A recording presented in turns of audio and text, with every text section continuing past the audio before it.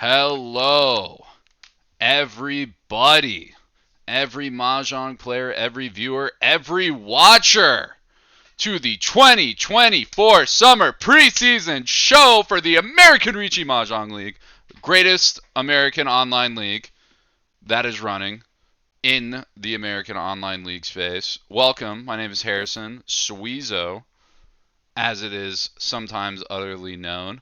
Joined here by a great cast to bring you the recap for last season, as well as what to look out for next.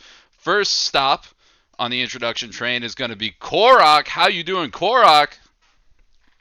Doing pretty well today, Harrison. We have a bunch of things we need to go over, and then, of course, we have the hype to build up for the summer season that's going to be coming up. In fact, a few of the games have already been played, so it should be a lot of fun stuff coming forward. And then after Korok, we got Nathaniel coming in, Mr. Broadcast himself. How you doing today?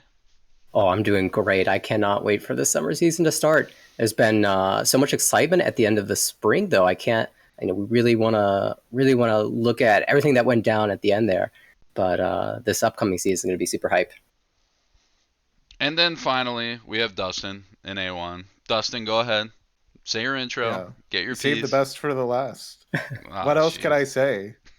Mr. A1 champion of A1 in the winter season. Currently top in A1. Granted, You're there are like 4 games played. You're spoiling. You didn't get the Spoiling. champion last season. You already messed it I up. mean, You've that's already fine. ruined the surprise. I played to Uh, my condition. Ay, ay, ay. Isn't Plenty of Condition just taking hiatus at this point? No, why would I do That's that? that's fair. I have my goals, and there are no hiatuses for my goals. Anyway, Well, we're gonna see everything that went down. So, what is speaking going of down? that, the first place we're going to see what went down is in the coveted C1 division. We got the C1 standings pulled up. This is always what seems to be the craziest league, I think, every season, just because you never know what's going to happen. You never know who's coming in, or you never know every single name. You never know who's going to emerge. It just feels like there's always zany stuff whenever you have a game. Well, it's the very nature of the bottom division. You have very wide skill levels, a whole bunch of extra promotions. In fact, you only see the top 7 here, but everyone who is positive got a pass. So Mm-hmm. all the way down to Scott, all promoted to B3. There were a bunch of extra spots available. Although the competition was pretty fierce for what was the original known 7 promotion spots. Multiple players over 100 didn't end up making those guaranteed promo slots. Although it is fairly well known at this point that typically there are a few bonus promos, but the people who found themselves at the top definitely were deserving of their promotion. And something you tend to go over is that you see that EV stat. That's kind of our internal one, which is just win average times win amount times minus your deal in average time deal in amount. And it, as you can see, it pretty strongly correlates. It's not an end all be all, but if you're just looking for a quick number of how well am I doing, you can see it's very strongly correlated here. Yeah, top players of this division, top 4 in the red there for EV, and it continues down the list. Mm-hmm. I wanted to take note of the participation rate as well. It's a combination of your calls per hand and Ricci's per hand, rather Ricci's per game, and it It's high. I mean, it's Basically, high. how active are you? Are you just yeah. sitting there, drawing, discarding, moving on? Or are you just sitting there fighting? Are you making aggressive calls? Are you throwing the stick in? Are you just really going head to head with the rest of the table? We see here Mary Jane definitely on the more aggressive side of the 71.4% participation rate, just rolled over everything. And if you're going to have a 16% dealing rate and do well, that 30% win rate will fix a lot of those problems. Yeah, on the other hand, players like Leslie a little bit more cautious in their approach. Only 45.7% participation rate, but that dealer percentage rather, 7.8 is insanely low. I'm so jealous of a participation, rather dealing percentage that low, and the average is quite small as well. Only less than 4,000 dealing average is incredibly strong. No surprise to see Leslie in the top spot. Yeah. My one surprise here is that Ross is not the highest participation rate. Ross, well known for being very Not active. opening enough. Only 54% open hands. What are you doing, Ross? No, He Ross was is going for the 69 there. You can't blame him. I That's can't. true. That's calculated with the Ricci rate right there. I think it's really interesting how at the bottom in C1 we see the strong EV correlation, and while that kind of funnels up through the leagues, I feel like as we get higher, the EV is going to be less and less correlative. Like obviously, if you have strong EV, you're going to be towards the top, but I think we're going to be seeing more outliers who have Well, strong EV especially but as weren't you're quite in able the to get lower there. divisions, just playing Yeah. straightforward by the book, because you have such a wide varying skill set and experience level, just playing by the book tends to be the go-to strategy in most of the B leagues and certainly in the C1 league. I think it's really cool to see out of the names of all these people promoting. Usually the C1 division has some new names, some people I haven't seen before or met before. This season, I've been going to a lot of in-person tournaments and have met a lot of the people here. People like Ian, I met in DC, I believe, or no, Columbus actually. Tass, I met. Caden, I met in the Berkeley tournament. He hosted a great tournament there. Not surprised to see him promoting here. Ishan as well has been storming the competitive scene. Maya, Eric, all these people that I've gotten the chance to meet this year, I now recognize in the C1 all promoting. Oh, you All right, we met have some Maya? clips. I was going to say, speaking of Ian, we actually have a clip to show with Ian pulling off a little bit of classic ARML zaniness. So let's take a look at that. I don't think so. There were so many, and now the last one. Oh, is it not gonna take it? He doesn't know it's the last one. He doesn't know it's the last one. He really wants the first place. For first place. He really wanted that first I mean, place. it's true that a 1,000 point hand now gives him 2,900. You might think that it's not that in a big enough difference. You can swap the weight now though. Oh! What a trick! Is it enough though? I think you said it wasn't with the Ricci stick. I think with the Reach stick It's was just barely enough enough. by He direct hit. 100. Yeah, What a play! barely enough. What There a it is. huge play there. What a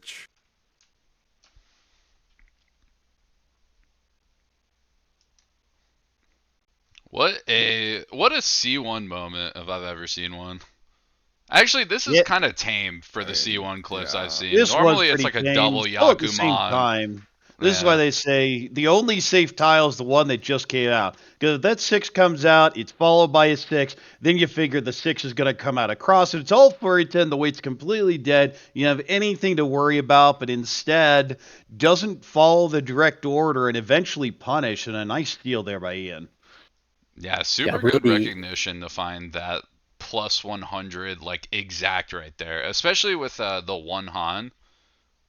Such a small like margin and kind of showing that you didn't have any value. So I wonder if TC actually didn't even pick up that a direct hit was enough to lose those points.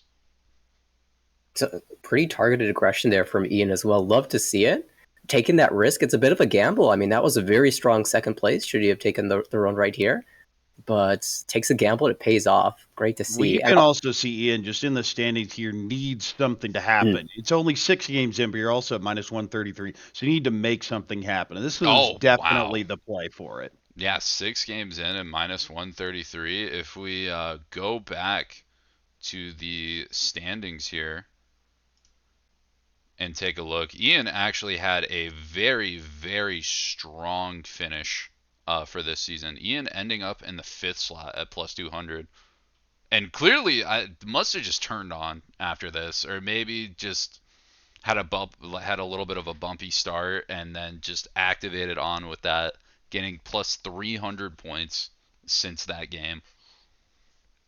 Yeah, maybe that's a good lesson for people who are joining the league for the first time, haven't played a lot of league format just yet. Sometimes the start of the season does get a little rough. Sometimes you get maybe unlucky or or maybe you make some misplays in the early portion and start lower in the standings, but you can absolutely come back. We've seen a number of times players who are in the negatives to start just shoot up to the top by the end of it, and Ian's a great example of that. All right, let's take a look at B3. Oh, B3 was really wild last season. There were a lot of exciting players to watch. Mm-hmm. Tons and tons of excitement from B3. We also saw, and I want to give big shout outs to Tucker, the return, the final climb. For those who are unaware, Tucker in A1 took the roller coaster down all the way to B3. It definitely had just some bad beat seasons, and clearly demonstrating the skill that player has by going plus 355. Just an insane record. I believe the record for the most points is still at over 390. Mm-hmm. So Tucker getting very close to that mark in the B3 division. Big congrats to complete domination for Tucker. Yeah, we've seen a bunch of people get to the 350s, usually one per season, and Tucker definitely delivered here. But yeah, so we saw kind of the wheels come off there for Tucker. Got in A1, demoted every single season down to B3. Is this going to be the comeback, the full yo-yo effect? And if you can play like that, you're going to. Oh, I want to see it all the way back up to A1. Let's go. At the same time, plenty of other people performing here. Zhenhao with the 0-4th season. You figure, you have to win the division, but 278, nothing to complain about here. Great season. In terms of achievements in the American Richie Mahjong League, that is one of the achievements that I really desperately want is the ladder award, the 0-4th season. I've been close once, but it's very rare for players to achieve no fourths in 24 games. How many people have done it? Something like 3? 4? Probably, yeah, 3 or 4. I know Lucas has in the higher divisions. Lucas has, Aldwin has, and I'm pretty sure there's at least one other, and then Zhenhao. Incredibly small list, so big props to Zhenhao for that achievement. Something else in this B3 season that we don't have marked correctly is, again, everyone with a positive score went up. All the way down through Jeffrey, got a pass into B2 here. So this is something, especially in those lower divisions, just get positive, set yourself in position. Maybe the hiatuses or league expansions will fall in place for you, and you can get that pass.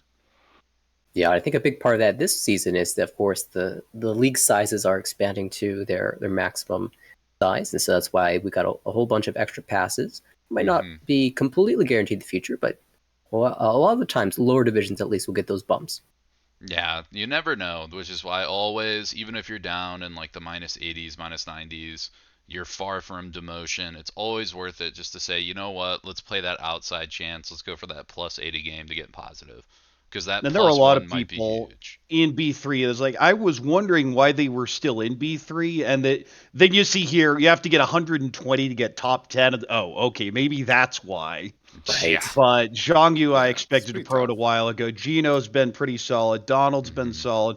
Oliver has been very active. JT, I believe, he's also had some pretty good tournament performances. So just a lot of people that are like, finally, this was the season, and it really was. And the bonuses always help there. Yeah, I would not be surprised if this is kind of blowing the lid off of some of these players and just giving them the momentum shift. And I would not be surprised if we saw some of these players continue to rise through the different leagues. Yeah, in particular, you mentioned Zhangyu's name. A player who has the ability to create just monster hands is always so fun to watch, no matter what division he's in. And he's definitely had some highlights this season. All right, we have some clips. We do, and starting out our clips, we're going to be sending a clip from Zhangyu specifically. Why don't we go ahead and take a look? Well, we'll have to Sumo here, and actually really clever move here. Drew the 5-so, didn't drop it, was smart, dropped the save 8-so, still maintains the team sheet, but there it is, the 2-so is drawn. Richie, Sumo, Sarako, Dora 3 after the con, 5! Oh, it's a Sanbai! Oh! What in the world? Dealer Sanbai is 36,000 points. 12,000 all, and Xiangyu up to 81,000 points. Well, we'll have to. You know what's here, better than and just actually Sumo? What about just Sumo and flip or a 5? Yeah, just flip Ura 5. It's that easy. I don't know why I did that. If I did that, I would have gotten top of B1 last season. God, what a crazy chance. I would love someone to do the stats on what the odds of getting Ura 5 there are, because like you could definitely get it with the 4 1-sos, but you could also have like the 6Ps and your 2S Tonki or like something weird, or your 2S Yeah, Bear. it's reasonable, but Right. if I had to do math off the top of my head and live stream math, It's rare. around 2% sounds about right. So it's Yeah. doable, but it's an accomplishment. Not Yeah, yeah, having- not seeing that every day. Just simply be lucky. Having the Saranko as well means you're less likely to hit, but when you do, you can hit pretty big, and that's certainly what happened here. And even with the overlap as well. So, Yeah, it's yeah. not necessarily a massive Dora hand to make the highlight reel. Well, just because you don't see the Dora doesn't mean there aren't Dora, as you saw right there. Right. But also, again, shout out to Garth, who will be getting a pass into B2 as well. We always watch out for those JPML pros that have gotten in the league here. And I think we have a second clip coming. Oh, we got more clips for sure. Now, we saw what happens when you hit Dora, but what about when you can't hit Dora? You can hit every call you want, but you might be looking for more value to back it up. Echo Door 3, a lot of big hands here. Oh man, the 6-mon, too scary to push for Toyman here, who's gonna break Tempai. But that's gonna give the Tempai. I mean, we have calls everywhere. Hanukkah All these Tonki on the calls. west. There's the Tempai for the for North player here.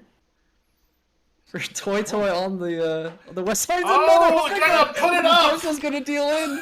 What a wild Oh hand. man, I was waiting for a battle of the Hadaka Tonkis here, but it was not to be. Echo Door 3, a lot. Yeah, I so think that hand, the end result was a little anticlimactic, but just two people sitting there looking for their Hadakitanki Fishing fill, out. particularly amusing. The person right in front of us waiting on that Shaw. There is a problem with that, which is three The of those call to the West left. are locked up across the way. Yeah. But anytime you have double Hadakitanki like that, it definitely is going to make the highlight reel. Oh, that's a fan favorite of mine. Let me tell you, no Cheetoy, just running it down, pawn until there ain't no pawns left. That's the way you got to play mahjong sometimes. That's the ultimate way, in my opinion. Yeah, amusingly, Andrew dropping from his Toy Tempai, the 5-so because he didn't like the look of the 6-mon, and thus allowing the Kamicha to call twice, the player on the left. You'd be able to use both 5-sos was pretty amusing as well. Funny hand. It would have been funnier if they just went for E10 on the 5 so they just threw. Double Fury 10 Hadaka Tonki? That would've been would've insane. crazy. That would have been such an insane clip. And speaking of that, we still have one more clip to show from B3. Tons of them this season. A Tonki that may not have worked out quite as well. Just let him cook. Just let him cook. Just Swear warning too. I trusted this. This shit is. This guy has taken fucking culinary lessons from me. This is so crazy. This is so funny. Just let him cook. He's cooking. Cook, Oh, cook, yeah. This is so bad now. But everyone is gonna. What the fuck? Wait, Oh no, my everyone has to deal in here. No one does not deal in here. Wait, Wait. it's actually so genius.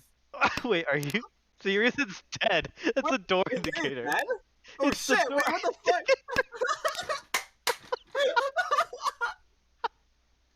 Wait, This is so funny. dude, I don't think he wants to call. I think he wants to uncover it. Just let him cook. Just let him.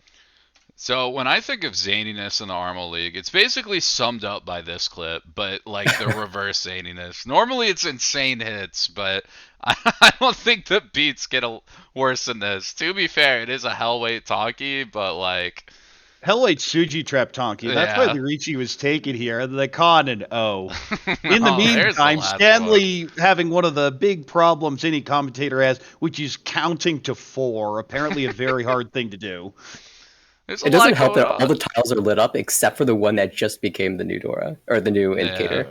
We gotta submit that bug report. Yeah, but I know Alex wanted to be here to talk about this clip because honestly, I thought it was one of the highlights of the season. He did too. Shame he wasn't able to make it tonight. But yeah, taking that super sneaky weight, Hellweight won, so Suji trapped. If they draw it, it deals in. You con, you see the winning tile in the dead wall, and it's just over. Yeah, that's the type of play that I would do 100% of the time, and I would lose on 100% of the time too. It just is what it is. Sometimes ain't no winning those. All right, let's head to B2. Yeah, B3 definitely gave us some of the best highlights. B2, though, ended up being a really competitive division. So again, this is something we've been saying in every division, and it keeps up. If you get positive, you promote it out of B2. Now, there's going to be a brick wall when you get to A2 on these, so that's your little teaser. But anyone here who's positive got a promotion to B1. We talked about there's been some league expansion, but I mean, you just look at this, and it's very simple: win hands, don't deal in, easy game. Yeah, and particularly the deal-in. I mean, sub 10% deal-in percentages for the top 3 players is so strong. Ricky has had a bunch of awesome seasons, and this season was no exception. Michael and Takahito also with that sub 10 percentage. Kevin just a bit above as well. Some really strong defense being played in B2. Yeah, particularly Tug here. This is someone that has been down in B3, B2 for a long time. A lot of people expect him to just jump into the A leagues, and has been very slow, but finally got it together. You look at that 25% win rate, 9% deal-in rate. If you do that, you're going to promote really quickly. Another strong name in 6th spot there, Kate D, who recently took, I believe, 3rd at Richinomi. Second even at Richinomi. A huge tournament, extremely strong player. They've been jumping up, I think, expectedly. I think this was their 3rd season, 3rd or 2nd. But I'm pretty sure they promoted every season that they've been a part of. Yeah, exactly. And one other error on the graphic here is Ray did not get a demotion. Yes. Harrison, why don't you talk about that for a bit? Yes, so as well as people promoting, sometimes people promoting isn't enough. We usually in ARML, it's not liked to promote people who go negative. It's if you can go positive, you can go at least a little bit plus, you're eligible for promotion. But if you're negative, doesn't feel right to promote. So what happens when you need more positive people that aren't there? Well, you take away some of the demotions, which is why one of the original DC members, Ray, member number 6, who is in the 5th demotion spot there, was able to get a little bit of a pass and stay into B2. And as did Edward also stay in B2. Oh. But you can see we only have enough spots for people, and you do not get a free pass if you're in the negatives. And what happens is if there aren't enough spots, then maybe you don't get demoted. It's rare, but it can happen. And Ray and Edward getting the ultimate free pass here. Yeah. Thank you. And again, move on. Even at minus 200, sometimes you still got something to play for. That was 6 points deciding who demoted and who didn't that far down. You really do, especially at the lower leagues, never know how much can be on the line by just swapping one spot. Yeah, and some other names in here, they got promotions. Alon, who I believe was top 32 in the last WRC. Eric's been getting better every season. Carl's a name we've come across a few times here. Actually, and Michael X, pretty involved member in the community, has gotten there. And you just see, again, 27% win rate, 9.7% deal-in rate. That's going to get you promoted. Yeah. He's a real sleeper. I believe he was like 2nd or 3rd in the previous year's Richinomi Open as a substitute. Oh wow! Oh, substitute flow is something else though. Let's be real here. When you get a sub on your thing in tournament, not taking away from Michael's skill, but that's like you're getting your first rate is going through the roof. You hit Ricci, you're just hitting. Well, definitely showing some of that flow in the Armel standings as well. Hitting second place here is very strong. And I wanted to add on to the point about Carl. There was a very intense final session. I believe it was Carl and Alon at the same table, alongside Jason and one other player at the end of last season. And Carl was in the negatives. Alon was trying to stay positive. And in the end, it was a big result for Carl and Alon both, for Alon to take the 9th spot and Carl to go into the positives, which was enough for him to get the promotion. That ended up being incredibly important, as it turned out that all the positive players promoted. So although Carl didn't have, a condition of making the top 5, the guaranteed promotion spots, that last game ended up being incredibly impactful. And just overall, you look at the division, you see that division average compared to league average, a little bit higher win rate, a little lower deal-in rate. So you're starting to see B2, of course, when we started, the divisions was the bottom one, and it's very clearly not anymore. No. I mean, you have people like Brian W., who's a Ho-Oh player, being in B2. And Brian even only went plus 70, which is more than enough to promote this season. But you got an 8 Don sitting here, not getting these plus 300 scores. You really never know what's going to go on as you go up in the leagues. Speaking of Brian, I think we've got a clip of him playing, right? Oh, we got a clip of Brian. If you ever wanted to see what Ho-Oh play is like, just go ahead and take a look right now. Pin would be double roan, I believe. You're right. Unfortunately for everyone involved, there are no 7 pins left in the wall, so will never happen. Brian chasing though. 6-pin would be 6-mon would be Takame here. Tanya, Andy Peiko. 8-pin for Jason's not a good tile. He's got so many Dora though. He is gonna find the ability to dodge there. Very nice. Looks like. But does he give up this hand, even though it's so full of value? No more draws, so he has to give up. And there it is! Oh my goodness, Haite Tsumo. Takame 6-mon. Ricci. All these coming up. Ricci, Tsumo, Haite, Ipeiko, Tanya. It's a dealer, Hanemon, and just like that, Brian takes almost another lead. Commanding lead. It's huge. Player just sumo the expensive end on Haite for a casual 6,000 all. Is this what I can expect when I hit Ho-Oh to get my Haite Takame Tsumo? No, you can expect 3 other people at the table to get that. Well, that's when you're playing in lobby. And you get to the pick Euro one, 2 for right? the Baimon. Nowhere for you, Nathaniel. They're stealing yours. Oh dear. That's I guess why he didn't me and you play honest, Ricci, Nathaniel, not like these other people in the call right now. Or I guess Korok's pretty honest too, but we don't get blessed like that. We take our hard-earned Yaku and go about our day. No big Ura hits getting us on our tables. Do you have any other clips? We're going to head to B1. Looks like we're heading to B1. Yeah, I think it's time for B1. All right, well, this is the first division that didn't have just free passes for everyone.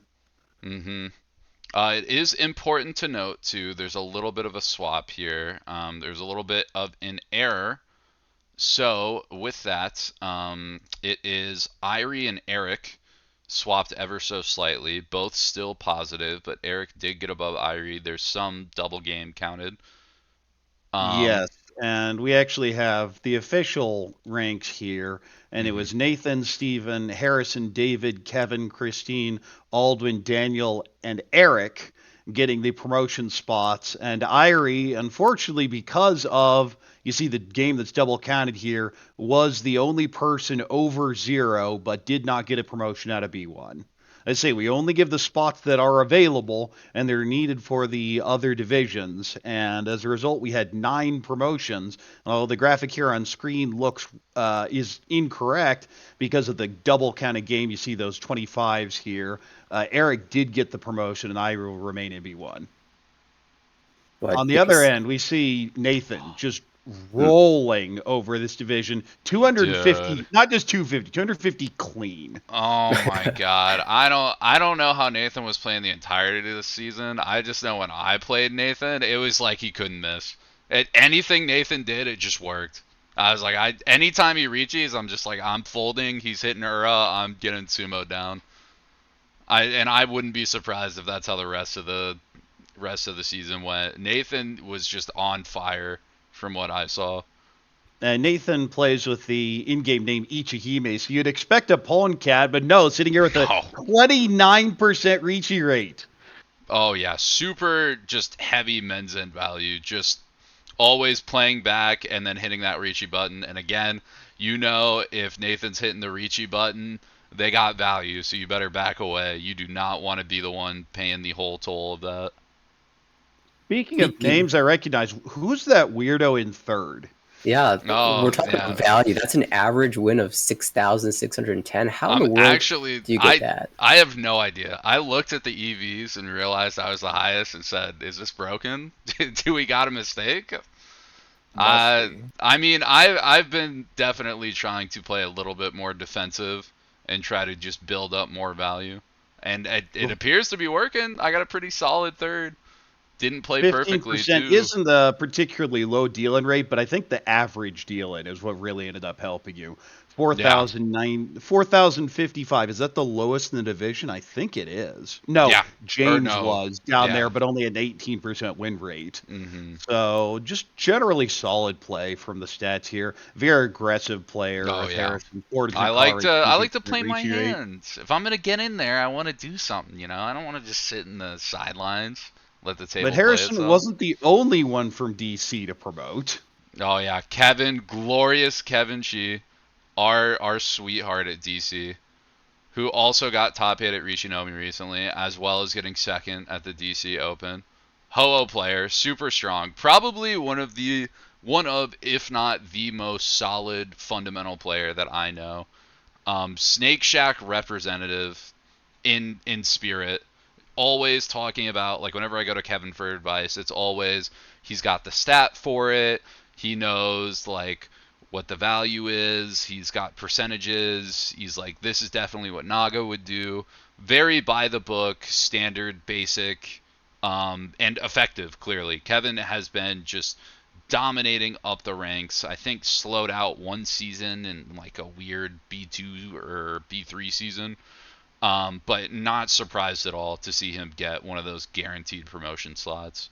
I expect him to get to A1 as well. Another name that I was hoping to see promote was Christine, who had the worst beat I've ever seen. And that was a few seasons ago, was in the last game, just basically needed a positive to stay in A2 and deals into a turn 2 dealer Kokushi. Oh, that was Christine who threw that? That was Christine. Ugh. And so she ended up demoting, and it's good to see that she will have another crack at A2 with a solid season here, 26% win rate, 712 EV. Pretty solid play there. And before we continue looking at the standings, we got some multiple B1 clips. Let's go ahead and let's knock one out right now. Looks like our first clip is one of those bad beats, slightly miscalculated play that ended up punishing our dealer here, Hanley. Let's take a look. Yoku. I like this Haku cut. Especially when you once cut it already, and it's the 4th out there. Oh no, that Haite Tanyo Dora. So Hanley had the opportunity to con Yoku. I think the lesson here is simple. Just con. This is one of those things. I think if I had to show somebody what it takes to start like passing or start climbing the ranks once you get into like B1 and A2, this would be the clip I showed them, or I'd show them, because it's very marginally right to con there, because no one's going to be able to Ron you off of it, and it steals a draw, and North is safe from the board. And you have a chance to get temp by yourself anyway. Yeah, exactly. And this is just one where this could have been avoided. Exactly, and you get punished for it, and even though it's mild, that may be the difference from promotion and demotion. Yeah, and that's not to say that Khan is always correct, but certainly in these really marginal situations, it's definitely important to think about who's getting the last straw. Can you prevent that from happening? That sort of thing. 0.3% situations. Yeah, Kevin ended up getting rewarded for that. All right, we have any other clips, or are we just going to talk another name we haven't mentioned? What, Nathaniel? What do you talk about that Aldwin person? Oh man, Aldwin from Chicago, head of the Chicago group there, has been an A2 regular, hopping in and out. Definitely known around the community as a very veteran player, and I'm not surprised to see him make his way to A2 again. Sometimes gets a little distracted while playing, but tends to be pretty solid all around. Him and Steven both. Steven, the second player in the division, kind of dropped out of A2 to just a really unlucky season. Another player I'm not surprised at all to see going straight back to A2. I think Christian, even with that minus 3.7, ended up being the closest to plus minus 0 in any of the divisions. No, I think didn't somebody get minus 0.4 in C? Am I misremembering that? I thought someone got a really low score. And well, certainly I'm looking at it right here, and no, not at all. The closest was 14.6. Wow. Yeah, so maybe this was a really weird season. Yeah, I'm looking at all of them. No, this was the player closest to plus minus 0, Christian. Really weird distributions. You even see it here. There's between Daniel and Irie, and we know the scores aren't completely correct, but Irie's about there. It's that Eric has a few more points than we see. And it was just this huge gap. And it was in all the divisions. There just weren't people around 0. You kind of expect a normal distribution or some kind of bell curve, and it just wasn't. Yeah, especially in those bigger divisions, too. Like, just by the law of percentages, you'd think that someone's going to get there. All right, well, let's head day 2. Well, we got one more clip for B1 first. You don't want to miss this one. Let me tell you, I think it's a good clip. I'm going to let it talk for itself. And there it goes. And there it goes. They said that several... What? Oh, no. Harrison. I mean, this is either a Galaxy Brain play or a moron, and I'm never sure which with him. So what he's hoping is he's hoping that Nathan draws it, deals in, he gets the extra +5. But I think you always take that. Now we have Tempai for... Tanya Dora 2 on the left. I'm mildly surprised the Shumpone wasn't taken, because that would have been the way to first place. I guess looking for the... Well, as I said, there's your 1,000, 2,000. And Harrison ends up losing, what, 3.3 points from passing on it. But it's going to be a win there. Not, however, enough to get out of last place. Harrison does get the 27.7. Oh, okay, so that's the idea. He does get the extra... And there it goes. And there you got something to say, Korak? You got something you wanna say? Hearing Korak say, "Oh no," it's just the best thing in the world.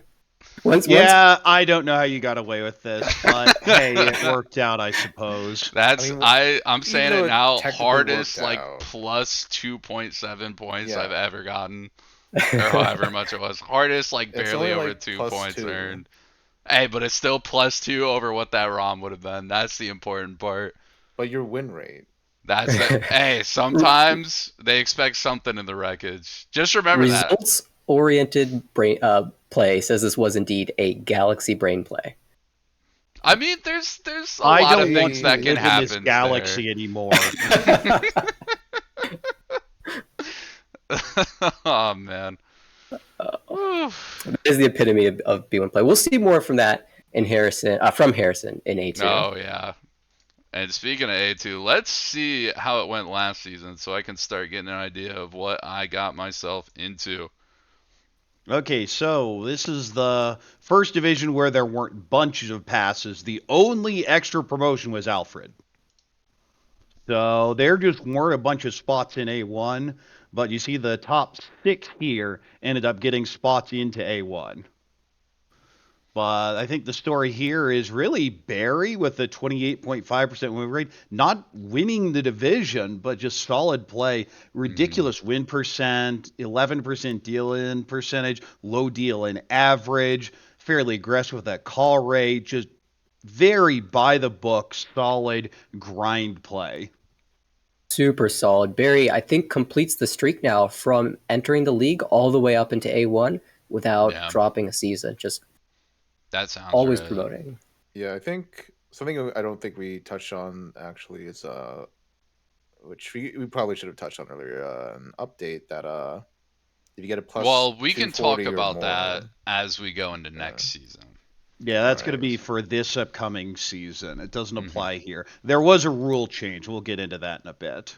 But the winner of this division I, someone that kind of been on the border for a while and just finally broke through it. 11 first. Second in the entire division is 8. Or no, there's 9 for Amy. But just I rolled. Oh, and it wasn't like the stats just blow you out of the water. I mean, they're very solid, of course, with that win rate versus deal-in rate, but just got the hands when they were needed. Very high participation, I would say, too, for a lot of these players. Or I guess it's a little bit below the league average, but I feel like this division actually, the call rate is the average, but they had less reaches, which is a bit weird for A2, because how it tends to work is you start at the bottom in C1, and it becomes more and more standard up until A2. And A2 is just like by the book everything. And then A1's just a complete disaster because everyone can build, so everyone's trying to shut things down. But A2 really wasn't like that this season. It was fairly aggressive, not as many reaches, probably a little more Damas. I think just based on who is in this division, that's probably what happened. I disagree. I think what happened is that they just need to draw better tiles. Drawing better tiles always a solution. I do want to point out Matthew in the 4th position, league champion, won the championship match the previous year, 2023. Did have a rough season in A1, but instantly back into A1. And this is something I expect. Maybe we'll talk about more when we get to A1, but I anticipate everyone who finds themselves in the A1 to demote at least once, just because there's only 24 games in a season. And when everyone's a monster, it's hard to dodge it every time. It's only kind gonna of get the harder. Reapers knocking at the door, and it's just sometimes a season's gonna come where you got to answer it. Nothing you But can you'll do. find your way back. People And you that certainly did just this can season. draw tiles, that's Matthias. You look at the log and go, what just happened? And Matthias just was unstoppable most of this season. Yeah, not a lot of first places, but 12 seconds is just insane. When you only have 4 thirds and 2 fourths, you're probably going to promote. Kaz, another name that's kind of snuck in A1 several seasons, hasn't been able to stay in A1, but has made it multiple times. I believe this will be Kaz's 4th attempt at A1. And I think that's a really good sign that you are able to consistently get back into A1 if you've been there before. Well, that 9.2% deal-in rate, you can't ask for too much more than that. Solid EV. The stats look pretty strong across the board here. Alfred, of course, in 6th gets the bonus spot and really needed a monster performance. It looked like Amy was going to get that spot, and Alfred just came out of nowhere. I think it was a plus 90 in the last couple games. Yeah, Alfred was like steals this teetering position. the line going into session 6, I want to say. Like, even below Jai, and just could not make that jump. Or just, just made that huge jump. Just had those big needed games to pass up to that last promotion spot. I remember watching those last couple of games, and I think the last game, there were just a couple hands that were just perfect Hanuman attempts that really sealed the deal for him.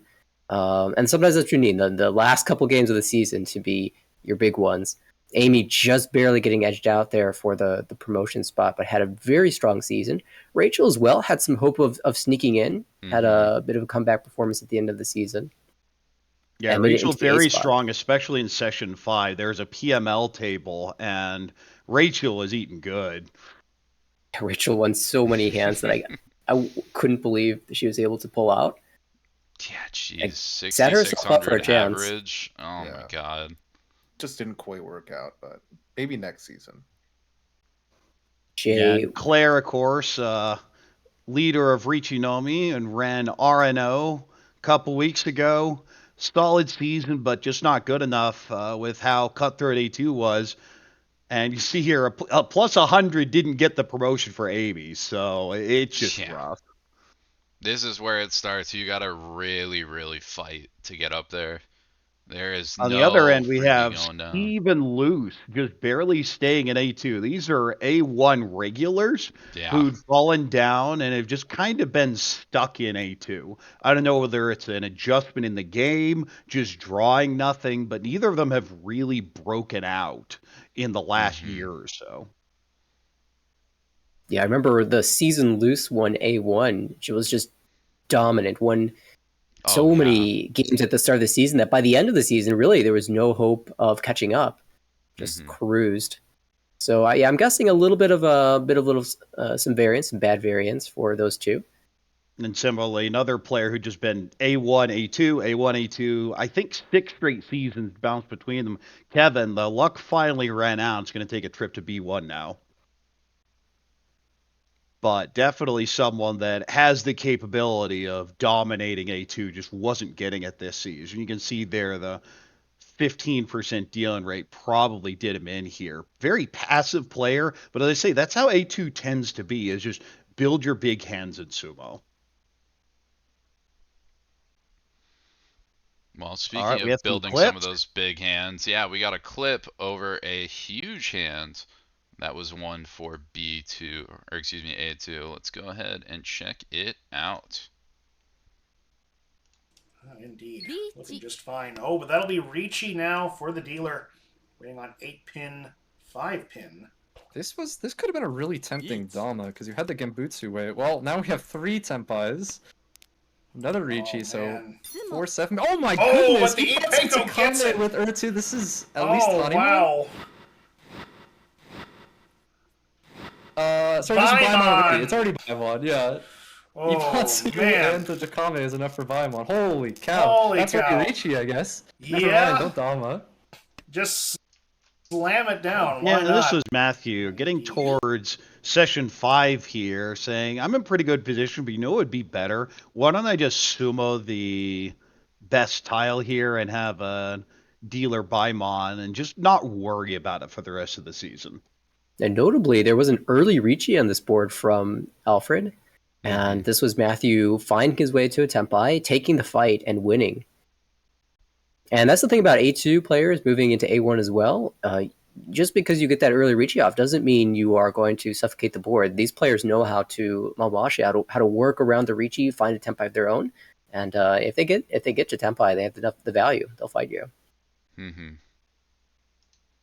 But that's just another just sumo, easy game. Yeah, league motto at this point. You draw the tiles, you'll just win. Easy as that. Is that it, or are we jumping A1? I mean, I don't got anything else to say. We can go up to the Champions Nest. Okay, well, A1 was a disaster going into the last session. Because there was Lucas, who was just 80 points clear of everyone. And doesn't even have a bad session. But you can see is in third here. So what actually happened is Max was sitting at plus 30 going into the last session. That's a lot of points. Has a plus 212 final session to steal the championship from Lucas. And Aaron says, wait, I haven't played my games yet. And comes back in his last 2 with, I believe, a plus 60 and a plus 50, and from nowhere steals the championship that Max had just stolen. It was one of the wildest finishes to A1 that I've ever seen. I mean, first of all, Max pulling out a plus 211.4, which surely must be the single session record in the Armor. I know we've had some big ones. Dustin, you, last season, were the player to have that huge run, right? I was. But, you know, Aaron's run, while it was big, it wasn't as big as mine. Therefore, who's the real GOAT? Oh, my God. In the Get winter this season, guy it was outta here. you. In the spring season, it was Aaron. I did end up stealing it away in the end, and Max can at least claim the single session plus 211 is the new mark to beat, Dustin. So you've got your work cut out for you next season. We got the big session, but he didn't win the championship. Yeah, it's been an impressive run overall. Max, one of the players who has been in A1 since its inception, has yet to win the division in its entirety yet. Finishes second in the spring season. Always consistently high placing. There's another player who placed pretty highly in A1 who has also been in the league since it's in A1 Not since met the its Reaper inception. yet. Yeah.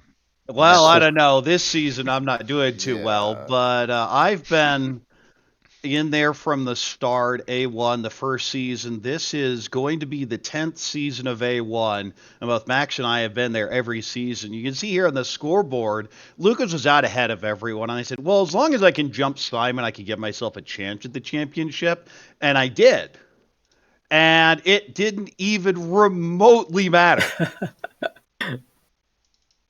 All you can do is put yourself in position, right? All you can do is get yourself in a spot where you've got a shot. And you certainly gave it a great effort. Yeah, because I think I was in the 8th spot going into the final session. Got all the way up to 3rd at the time. But again, Max came from nowhere, and Aaron came from nowhere with fewer games. But just dominant performances. Something else you see in A1. It's a bit strange the champion having that high of a deal-in rate, but Aaron just played amazingly well. And a 27% win rate will do that. But you look at the rest of these, especially the top half, these aren't high deal-ins. You're not seeing the 16 other than Dustin. Just 10, 11, 9, 9, 11, 11. Just defensive play in A1. The overall league deal-in average is more than 1% less than every other division combined. Yeah, maybe an interesting little note here is that compared to A2, I think these deal-in percentages are even a little higher than A2. And in those standings, we saw very consistent across the board, 10% and 11%, with maybe 2 or 3 exceptions. And we're seeing, getting up to 13% here in a few names, but still pretty consistently low. I think it just goes to show that the A2 is very by the book, cautious play, and A1 is willing to take that fight a little bit because the incentive in A1 is to be the top player overall. You don't, second place doesn't give you much, third place nothing. It's can you win the championship? So players are a little bit more willing to take a risk to try to be the top player.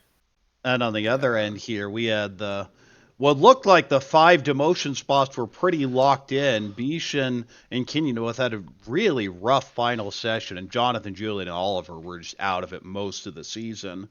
But then Leon and Joe got a little closer than they would have liked. Mm-hmm.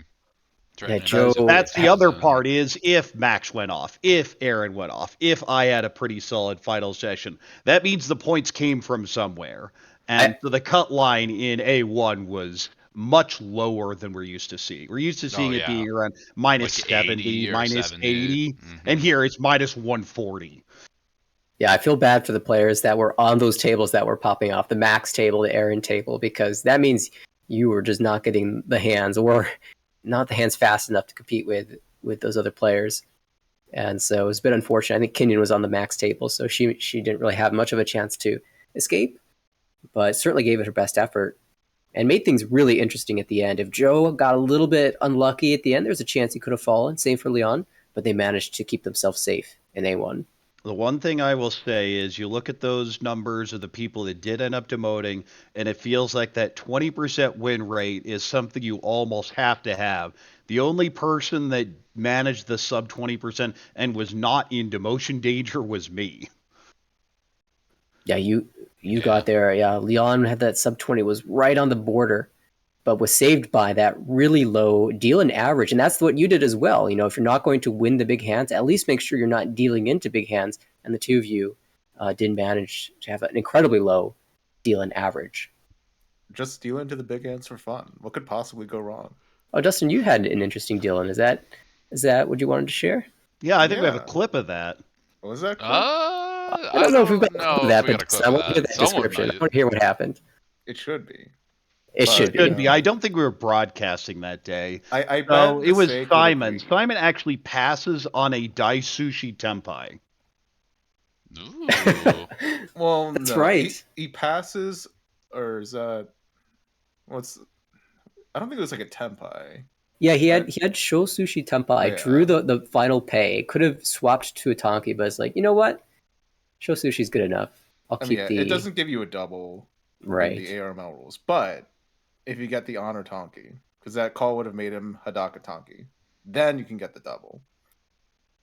He should have went for it. It would be because you get Suiso along with it, but that's the greater 4 wins and then all honors.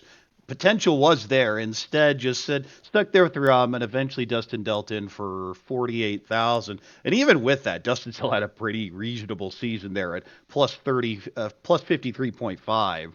So not Let the really in record any show. danger. Dustin also bailed out and got a Yakuman too. Let the record show.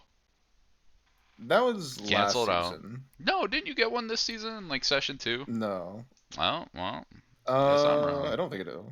But I did also deal into a Sho Sushi last season. But that was with like one call. So the lesson we're learning is that if you are ever at Dustin's table in A1, go for wins. Go for Sho Sushi. It just Dustin worked. is a friendly player. I could go Yeah. for some sushi Sometimes right you now. need to deal Speaking in. of, do we have any clips so I can go grab some food? Oh, he's We grabbing do. food. We do. Of course, we got to have an A1 clip. We got. Oh, I remember this one well. Of Kenyon, yeah. We've hopefully tuned down the volume to a quote-unquote decent level. So let's take a look. Tug of war. Let's get any meaningful tile. Ooh, that is Tenpai. Chitoi. Might reach on the 4, so is coming out. Suji on 7-pin. Reach Chitoi door 2. We only see Nate one wouldn't fold hand, with there's that. 2 more in the That wall. would be two very more on the big when wall. Snail's through. Oh! Oh, Reaching Sumo. Matsumo Chitoi door 2. Ugh. Someone hide the screen. Someone hide the screen! Don't let the propagandists see this. They can't know. They can't know Chitoi Paimon happened. No. Well, suddenly Alex is the only one above 3,000 going into. So, my GOAT, Alex, the person I keep predicting to win A1, he still hasn't, hitting a huge win. That being said, absolute travesty that it had to be on a Chitoi. Would have loved I to know see a how creative to buy. Chitoi. Would have loved to see, something fun, like a Sanako, or like, a Uratu or something else. That would be fun. Yeah, I remember this game. And before it, that game was so close, and it could have gone either way. Yeah. And then just out of nowhere, Just Paimon, huge it's breakaway. over. I mean, Alex did that again in the second game too. It was Even without it, just look at that pawn. What on earth makes you think that's a Pinzu weight? Oh yeah. Other than maybe reading Chitoi and expecting it to be something sneaky, there's just nothing you can do. And when you eat Patsumo, there really is nothing you can do. Uratu as well. Even Suji trapped the wall. That's right. Unstoppable. Suji trapped the wall. What a many highlights. Well, one of the few A1 ones that got clipped though. Mm-hmm. That was a big one for Alex. Yeah. Yeah, that's the thing. We didn't do too much broadcasts in the last session of most of these games. We were always huddled in Discord watching them as they were coming in, and Max just absolutely popping off and Aaron saying, "Hold my beer." That was just it. rolling through. It was crazy. We anticipate more of the same. More of the same for the next season. The divisions are only getting crazier, especially with the people that are coming into A1 next season. I can't wait to see what that division looks like. I imagine it's going to be even wilder than what we saw this season. All right. Well, I think we're going to make our transition over to the summer season. And as was teased a little bit ago, one of the interesting changes that has happened, one of the big constant complaints we have every season from people coming in is it takes too long to get promoted, which is reasonable. So we have now added a bonus that if you're in a B or B3 division, you get a double promotion if you can average plus 10. So that requires a plus 240 result to double promote, but it will let you get out of C1 or B3 and up and moving a little bit more to where you feel you probably should be. Lets you Gotcha. leapfrog a little bit, so to speak. And it feels like it's a bit deserved. If you are absolutely crushing in your division, as we saw a few of the players were in the last season, pop up an extra spot and see if you can continue to crush there. And I believe, looking historically at the players in the C1 and B3 divisions, the players who have dominated in such a fashion who would have earned that double promotion had it been instated, they have continued to climb up the standings. So it feels like a really nice boon to the new players that have joined the league. And the new people in C1, you get the first opportunity at this. Well, seeing in chat, Speaking only of double those- promote if there's an extra promotion spot. Yes, but you take priority over people who are in the division below that would get that bonus otherwise. So especially since it's only applying up to the B1 level, it should apply to everyone in this situation, unless we just have a very weird distribution of hiatuses. Right. Notably, you cannot double promote into the A divisions. All right, well, let's start with some games that jump out here. For me, C1... Well, I was going to talk about players first, because that's always the fun part. Who is coming in to the bottom of the bottom? And the first name that jumps out is the people's player himself, the one, the only Koichi, finally joining Armel, ready to show us what it means to be a high standard player and probably There's play no red anything but fives. standard. Yeah, definitely well known for being a standard player. If anyone attends in-person tournaments, you probably have met Koichi, a very charismatic player who is a lot of fun to be around. And I cannot wait to see how he enjoys this online league. I'm certainly excited to Koichi, broadcast his games. in the Richinomi Open, actually realized there was a mess up and called Chumbo on himself. And as a result, at the end was awarded the Sportsmanship Award for best respect to the game of anyone at the tournament. So it's always nice to see that. And when that's the type of person coming in, feel pretty good. Yeah, some other names that I'm noticing here. Binyi is a player who is super strong. I got to watch him play a little bit online, and his descriptions of how he's constructing his hand, how he's watching other players build their own hand, and his reads on what they were doing gives me the clue that he's definitely a player to watch this season. And I think he's actually playing right now. Might have just finished a game. So I'm really excited to see him play in this league. Harrison, why don't you give the breakdown on Jake? Jake is a DC honorific, very in with Dennis S. They both play Rishi together very frequently going up. Dennis S., who got, I believe, plus 200 in C1 last season. Very solid player. Also hit 9th at DC. Dennis, who I taught personally. Super great to see him. And hopefully now Jake climb through the ranks. I'm not too sure what Jake's playstyle is. But nonetheless, in Armel is the best place to see it. Because there's nothing more than scraping out against somebody online in the American Ricci League. That is where your play shows. In 24 games, people are going to find out what your style is. What your goal is, how you run the board, all that fun stuff. And of course, we see some other names we recognize. Of course, Alex, who's often here in the booth. Noel had some very interesting games a couple seasons ago. Thomason from my club. And Michael L., the one that's independent. We always have had that amusement where their names are so similar that we have to mark it as ND. Yeah, same now with Henry M, apparently. There's another Henry M, other one being Stormo. I believe B2. We'll confirm that later as it goes. But yeah, another Henry M as well. Oh, hold He's on. the one that held my double Yakuman in Berkeley. Oh, prevented me from winning dare that. they? All right, I'm gonna cast a Henry game. I'm rooting for him. Nathaniel, if it was me, I would have dealt in, but I was just too busy being in the finals. Oh, that's too bad. I'm looking forward to seeing some of the Missouri players. The Kansas City group has a couple of representatives now. Brian, I think, heads that club. and they're doing some incredible stuff down in Missouri. I'm really looking forward to getting the chance to head down there and play with those players. Really excited to see them in this league. All right, now we're going to go over some of the games that. What are the ones that you guys are looking at? Two jumped out at me. First, that Session 3 Table 1 game, Travis, Case, and Nicholas and Ty. I think you're going to have a lot of action there. Fairly conventional play compared to some of the others, but it should just be a fun table. They're all great people. I think that'd be one where I'd honestly love to see them live because it'd just be a lot of fun. And then it looks like, Session 5, Table 9 is also looking to be an interesting one. We have I mean, we Koichi. have to pick a Koichi one, don't we? Oh, of course.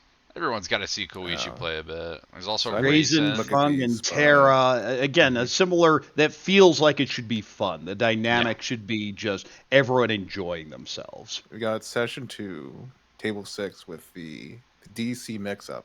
Our boy Gabriel and Jake. Oh my god, I forgot Gabe joined! Yes! I completely forgot Gabe joined. Shoutouts to Gabe, who I can't even find on the left in the mix of names. But Gabe's actually very strong player in my opinion. Actively very active in trying to get better too. And representing the Spring Bloom DC team going to the WRC Online League that is going to start this Saturday. So I'm excited. I think Gabe is going to be killing it this season. Personally, that's my read. Nathaniel, any ones you're looking forward to? Session 2 game, Zachary S., tournament player, a player recognized from IRL tournaments, as well as Henry, who apparently I need to watch out for, and Veronica as well. Someone known in the community for excellent work with the W League. And Nicholas W, always an exciting player to watch. So that Table 2 session, Session 2 rather, Table 3 is one I'm excited to watch. All right, let's take a look at the B3 pairings. So now with the B3 playing, or with the B3 players, again, a lot of recognized and new upcoming names that we can see to the left. We got Maya. Who else promoted up? Scott H, Tess promoted up. Mason, Dennis. No, Yishin, I think is taking basically half the list here, since there were so many promotions coming out of C1. But, of course, two names that I'm going to look at are people that have been in Armel for a while. Travis G had climbed quite a while and just kind of stunk since then, trying to get it back together in B3. The type of player that can just go and build a Yakuman, but then just may not win a single game the rest of the season. Very hit-or-miss player, and I'd look to see some a little more consistency, a little more just take the Mongon and work with it. And the other one, of course, is booth favorite Blaine. Almost the opposite, just pure, full speed ahead, not really worrying as much about defense, but a great guy, fun commentator, and just the type of person you like to see playing. All right, so I guess I'll start off with a couple of tables that jump out at me. B316, start off there at the start. Mary Jane, Alec, Blaine, and Travis. You'll never guess why I picked that table, since I just listed the two people I was most interested in. But that should be a fairly action-filled table. All those players are pretty aggressive. And then the other one that jumps out at me is Session 4, Table 3, Tess, Yukfei, Maya, and Donnie. I think that table has some very interesting dynamics. That's going to be a fun table. Both Maya and Tess, to my recollection, both pretty solid defensive players. I'm not 100% sure how the other two people play, but should be an absolute fantastic played table, if I had to guess. All right. Any others that jump out at you guys? Yeah, I was looking at the table with, let's see, Leslie and Mason, Session 4, Table 5, along with Mary Jane and Drew. Some of the top finishers from the C1 division will be facing off again in B3. We'll see if they can also all climb to the top, or if it'll be a really competitive battle to see who makes it to the promotion, who falls out. Yeah, I'm interested in round 2, table 1, the Eric N, longtime player, versus the rookie, Dennis S, and then Mary Jane, who had that 71% call rate or participation rate. It's going to be a crazy table. It's gonna be a wild one. Exciting Bring the matchups in Red BT Bull for sure. for that one. All right, B2. So, of course, these are a lot more familiar names. These are the people that have been in the league, that are well known in the community. Of course, Sarah had a great set of games at RNO. I was very unfortunate to be at her table, and she decided to just start winning hands. It was South 3-6, I think, when the game ended. Oh, wow. Jen Howell, of course, off that ladder award, no force last season. We have Andrew S. and Andrew Y., both pretty solid players. Edward Z., tournament expert, is just sitting near the top of the table on the ARA list. Philip Z., longtime commentator out of Texas. Pretty solid player. I feel he's had issues with his confidence, and he just needs to sit down, focus, and play by the book, because I know he's better than to be in B2. Yeah. But he just has to focus and sit here. Similarly, Honley, better player than in B2, but just the season hasn't been there. And, of course, Tucker. We talked about Tucker when that name popped up a while ago. A1 quality potentially, but, again, just the same type of player can get in his own head too often. And if you can stay off tilt, you can do really, really well. But this is B2. Are you kidding me? This level of play is not what we would expect in B2. Every division keeps getting better every season. Yep. Every season, I'm telling you, it fills up and up. Like the A2 that we're seeing this season, once we get to it, is going to be what the A1 season was 3 seasons ago. Like, and we haven't even gotten to Garth. Yeah. Like, actual JPML Pro sitting here in B2. We have Ray, of course, talked about that name a little bit ago. Oliver, been studying really hard. Ada in B2. That is one of those players I just don't want to play, because she will just pop off and there's nothing you can do about it. Well, there is something you can do about it. Just sumo. Yeah, but I seem to suck at that. All right, so I'll go a couple tables here. I think the one that just everyone needs to watch is that Session 1 Table 3 game. Edward, Phillip, Honley, and Tucker. I want to catch that one. That sounds like so much fun. Everyone at that table is capable of going off. Everyone at that table has very solid fundamentals. Everyone at that table could easily be A2. Absolutely. I think I saw that in the chat as well. Players, everyone wants to see that matchup. Let's make sure we keep it on the calendar, try to get that one cast. All right, the other one that jumps out at me is Session 3, Table 4, TJ, Honley, Garth, and Henry. That's another one where the table dynamics are going to feel really weird, and I'm glad I'm not playing it. Yeah, Henry's one of the players who probably scared me the most while climbing up, because Henry just somehow gets the craziest hands.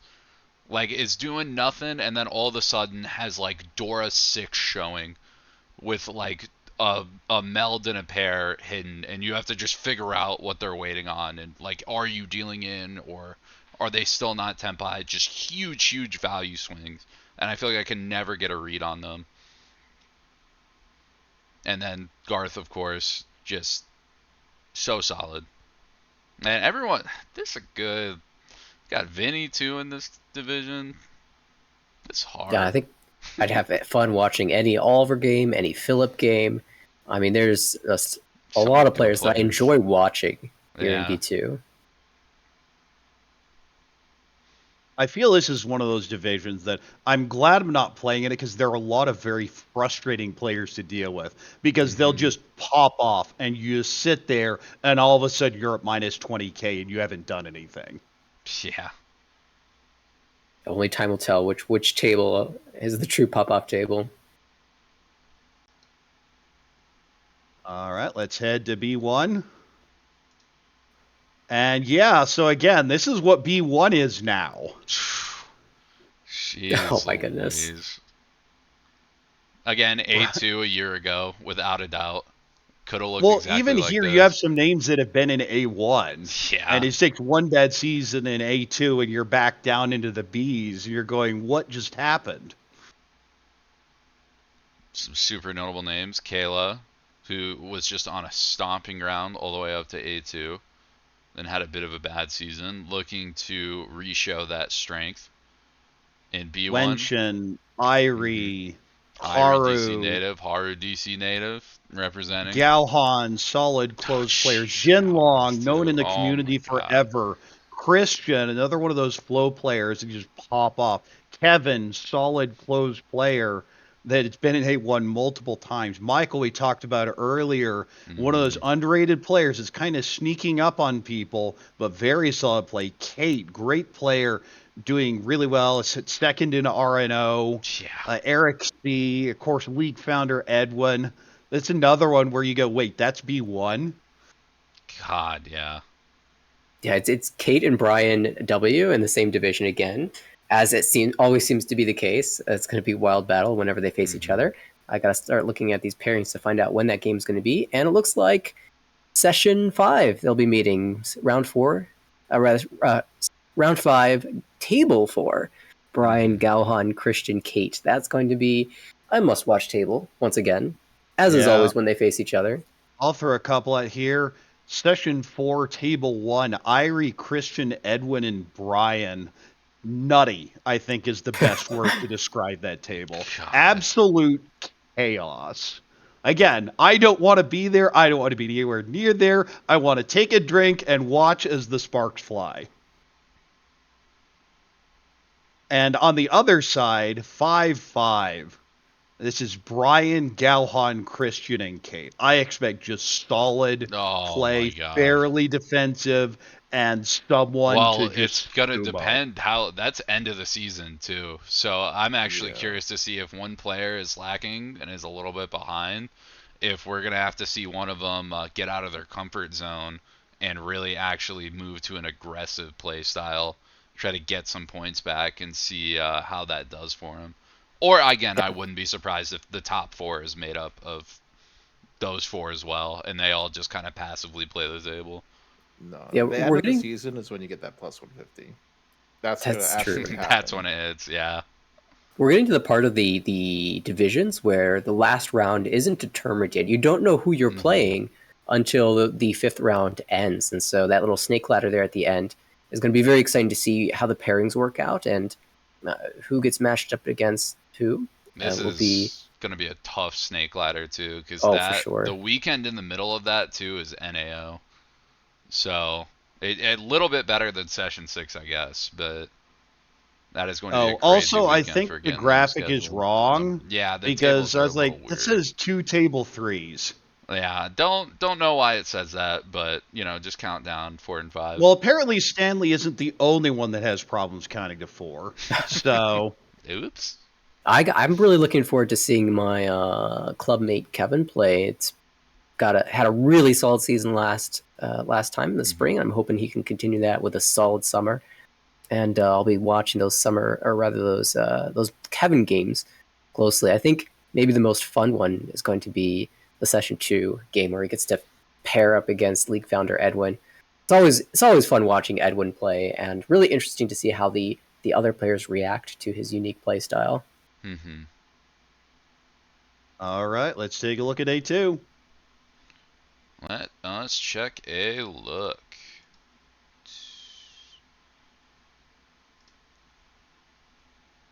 A2 So division. is there anyone here that you're like, no, that person couldn't be in A1? No. Oh my god. Well, every time I look, yeah, go ahead. Me and Kevin will trade out for you, Dustin, in the Law of Alchemy. Believe me. No. We will rise, and you'll have to take that. Oh, it'll be like that session when we were both in A2. It's Kevin's turn. It's not your turn. Yeah, you're probably right about that. Speaking of that, that game will be happening Session 2, Table 2. No, I'm skipping ahead a little bit.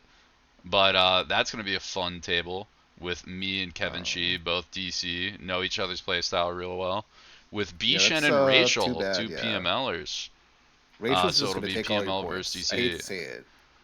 Dude, don't say that. I played like one game against Rachel and did well. I know she's due against me again. I'm scared. I'm quaking in my boots.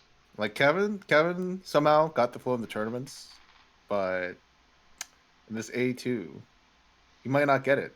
He may not get those tiles. He's gonna make that mathematical push. It's just gonna deal in. So, fun question for the class. How many of these A2 players have not made it to A1 yet? I think by my count 13. it's... Stanley, Is it David, 13? It is 13. I just counted. Okay. Riley, More than I Rachel, thought. Daniel, Christine, Aldwin, Jen. Yeah, that's the list. So But multiple players here who feel like they could yeah.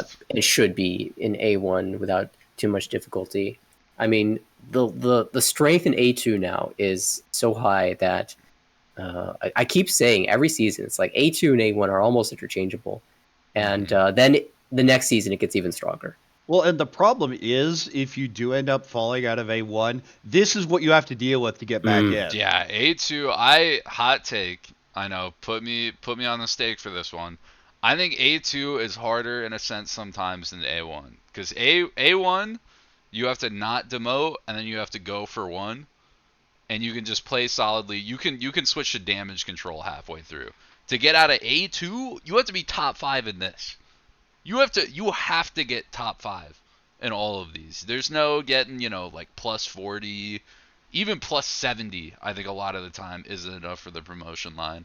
If I you will wanna agree climb, that you have to get positions way 6 to high. 10 are much harder in A2. But Yeah. everywhere else in A1, it's... Yeah. You A1's see very people who are here like, yeah, how did I get here? Well, people just sumoed, and I couldn't stop it. There's a lot of players that are here that I'm excited to watch. David's first try in A2. I think Yeah. it started out pretty well for him so far. I think they actually finished all of their games. Stanley's had a good start to the season. He's looking to finally get that A1 promotion. Garrick's return. He took a hiatus. He's back, and Garrick's always scary to play. Recently hit 5-dan and is climbing in 5-dan as well. Yeah. Well, that the 10 only grind. table I was going to go over that hasn't been touched yet was Session 4, Table 4, involving Garrick and Claire and Andre and Jen. Oh, good luck.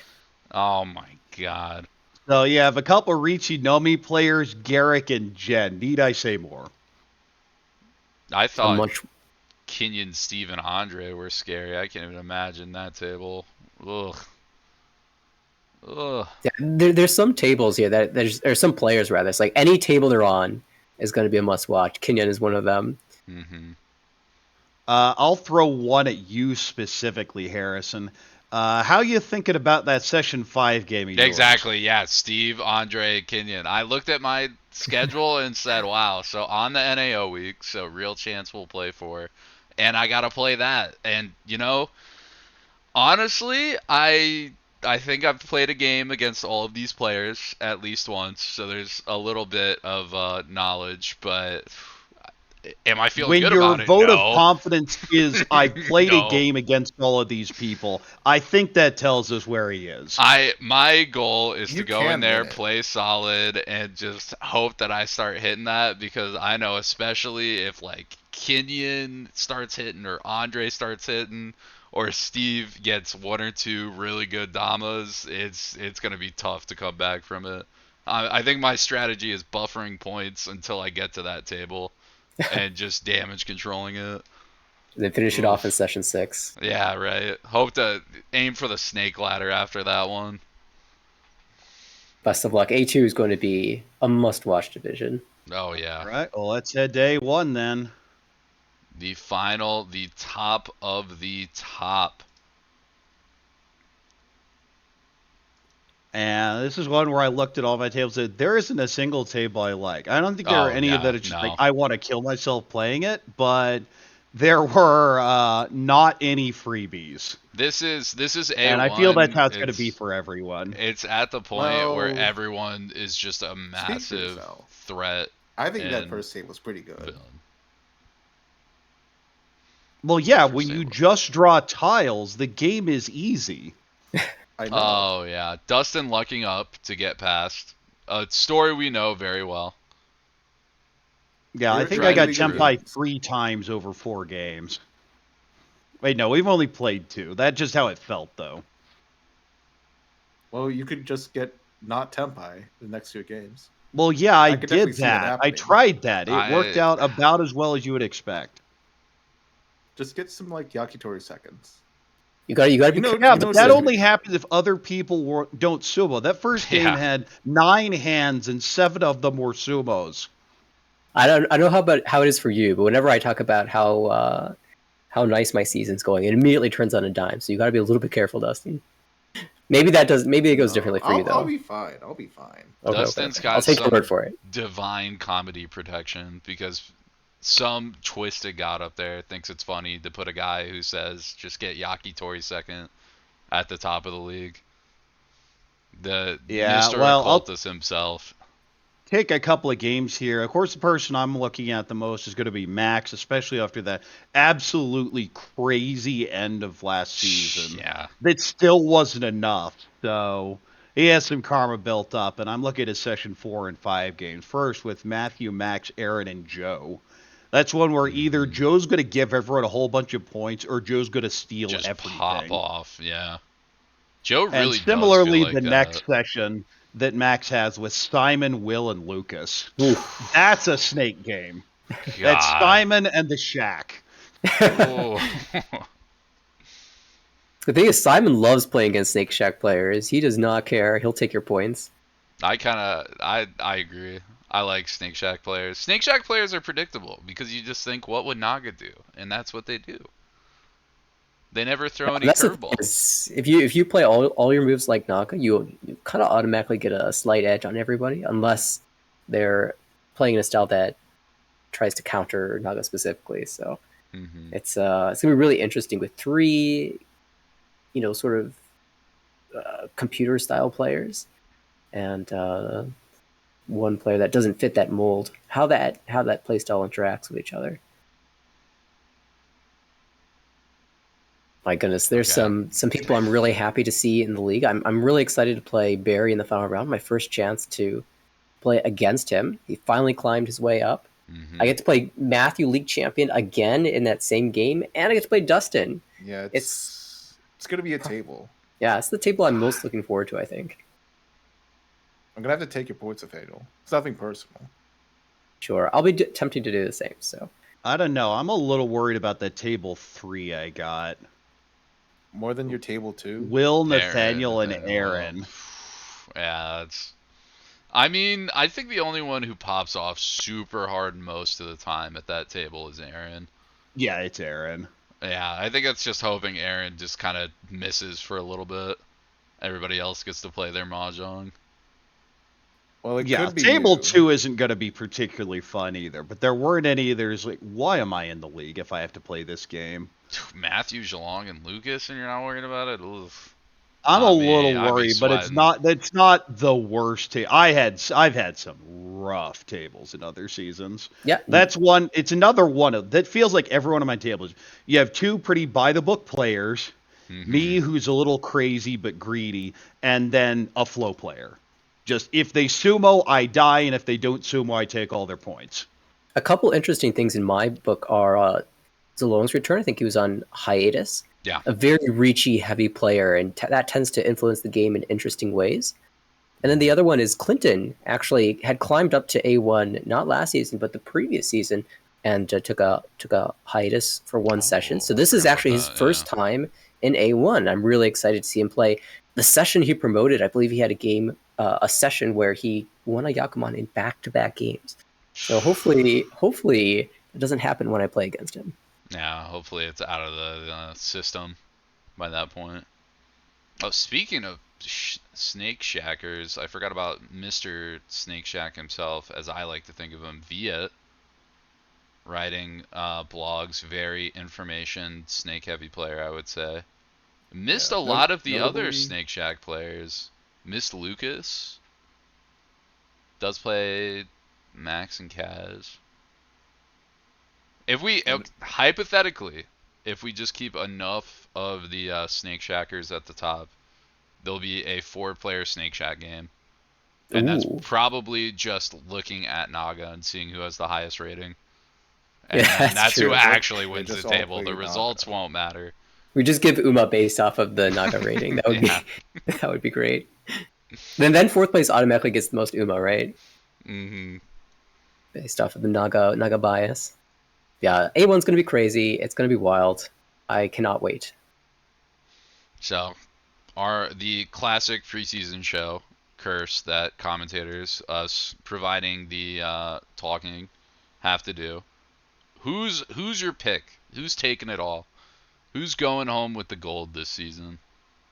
I'm gonna pick a name that we haven't talked about much, but that I think has the style that'll work well in A1, and that's Barry. Barry, yeah. Yeah, could see Barry Barry's killing this so table. solid. Mm-hmm. And you know it's going to be interesting the matchups that he gets in A1, and it really doesn't matter who he plays against; he's still going to be solid. So I think that's definitely a good candidate. I mean, Harrison, Dustin's gonna pick Dustin, so we don't even need to ask Yeah. him. No, I'm not We don't gonna even pick gotta get to myself. this. All right, Oh, who do you really? got? Someone Who else you besides got? myself. Who you My got? boy, Dustin? Peter G. Oh, Oh, okay. you He can think it's a do Peter it. season? You know, I do think Peter G is one of the more difficult players to play against. I get him in the first round, so we'll see how that goes. I think last season I played against him twice, and he fared fairly well in both sessions. So it's not a bad pick at all either. All right, Harrison, Um, you started, so you're next. Honestly, I'm a little between two, but I think powering over Viet, hard read for second and first, edging over Viet. I think it's I's season. I, a player who I think can play very by the book, very textbook, and then also deviate where it counts. Very, very strong. Climbed up from A2. I think it is I's season. That's my hard read. All right, Nathaniel, you're the only one that hasn't listed one, so who are you gonna curse? I mean, help. Well, obviously, it has to be the person who almost won it last season, and the person who I believe has been in every single championship match, so is due, and that is Lucas. A very consistent player, consistent game, just like Barry and a number of other people here. But always seems to find his way at the top of the division with a chance, and almost took it That's last true. season. So I expect him to have a chance again this season. We'll see if he can pull it off. And I successfully not cursed you, Korak. Don't worry, I'm doing a good job of that myself. That's what I should have done. I should have voted for Yeah. Korak, so he dropped out. We should have done 2 and 2, so we could do 2 for Max and Well, 2 you for already Korak, picked two track people, him and I down. wasn't in either No, of I those. said You 2 don't get and to 1. now. I said 2 and 1. I said that's what I No should have changing your done. vote now. I've No, cast you're my not die. getting away with I've it. cast my Now we're die. cutting. Okay, let's wrap this broadcast up.